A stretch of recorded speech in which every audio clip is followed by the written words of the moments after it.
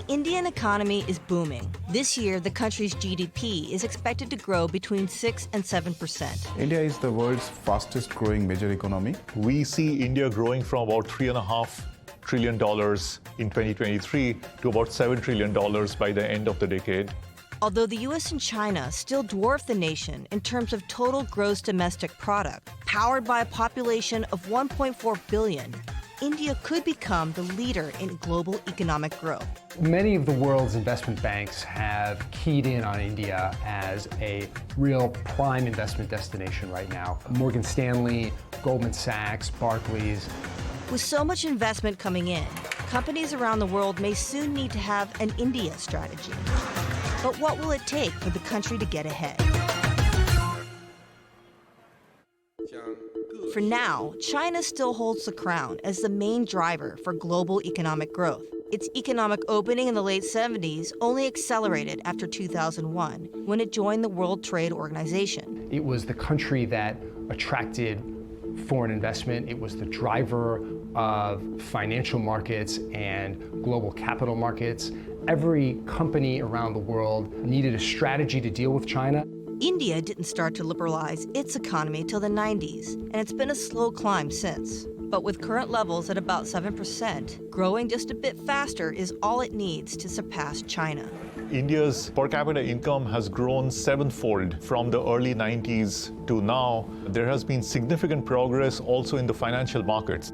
These boxes represent economic growth in 2023. China, on the left, contributed close to a third, while India took second place. But look at how this changes if India grew about 1% faster a year. By 2028, the new picture is this.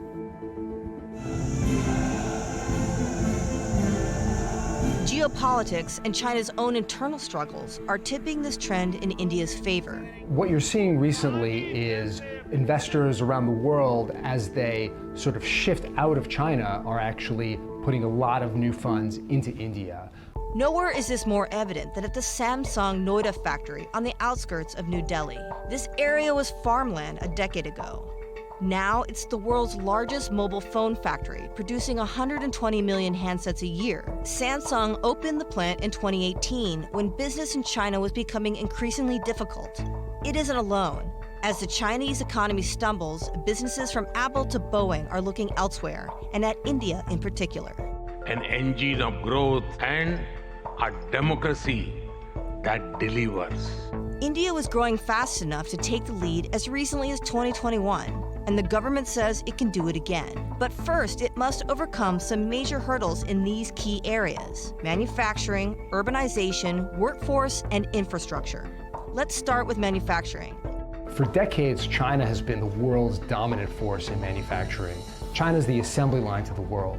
Manufacturing makes up 26% of China's economy, while in India it's only 16%. The government aims that the share of manufacturing should grow up to 25% by 2025. To boost manufacturing, some 150 million Indians still working as farmers would need to move and take jobs at factories. This change would drive urbanization. Decades ago, both China and India had huge rural economies and were largely dependent on farming. In the 1990s, China very rapidly urbanized its economy, moving away from a traditional rural agricultural economy and to a much more modern urban industrial economy. 64% of China's population lives in urban areas. In India, it's 36%. India needs a lot more cities. There is a lot of progress already happening in terms of interconnectivity for the cities, more railway network, better infrastructure for airports and so forth. But there are crucial problems like water, like traffic, like urban housing that needs to be solved. An urban population supports a robust workforce. And in 2023, India overtook China as the world's most populous nation. And while China's population is aging, more than half of Indians are under 30, prime working age. It is going to be harboring the youngest workforce in the world. Now, this is very important because history has shown that whenever demographic dividend is on the side of a country, that country grows really rapidly. There's no point to having a large, young, growing population if you don't have enough jobs for them all. Unemployment in the country remains stubbornly high at around 7%. And in part because of poor quality of education, about half of all college graduates remain unemployable. On top of this, not enough women in India work. China has a female workforce of about 45%. In India, it's 29%. Closing the gender work gap could expand India's GDP by nearly a third by 2050. A lot of economists believe that if India can find enough jobs for all of these people, then really the sky's the limit in terms of what growth can be. An increase in manufacturing will in turn create demand for more service jobs and incentivize people to join an urban workforce. But to achieve this transformation, India needs infrastructure, and lots of it. For a long time, India has been plagued by inadequate roads, insufficient or poorly maintained railroads, not enough airports, not enough seaports. So infrastructure is really one way in which China overtook India early. In the 90s, India's railway network was 15% bigger than China's. But as China's economy started growing, it quickly took the lead, and its rail network is now 60% bigger. India is making progress. The country's national highway network has expanded more than 50% since 2014. If India can address these challenges, then foreign direct investment will likely increase. That inflow of money is an essential driver of growth. But accomplishing all of this is no easy feat. India also needs to increase its ease of doing business. The bureaucracy is such that it is not very easy to start a business in India and operate.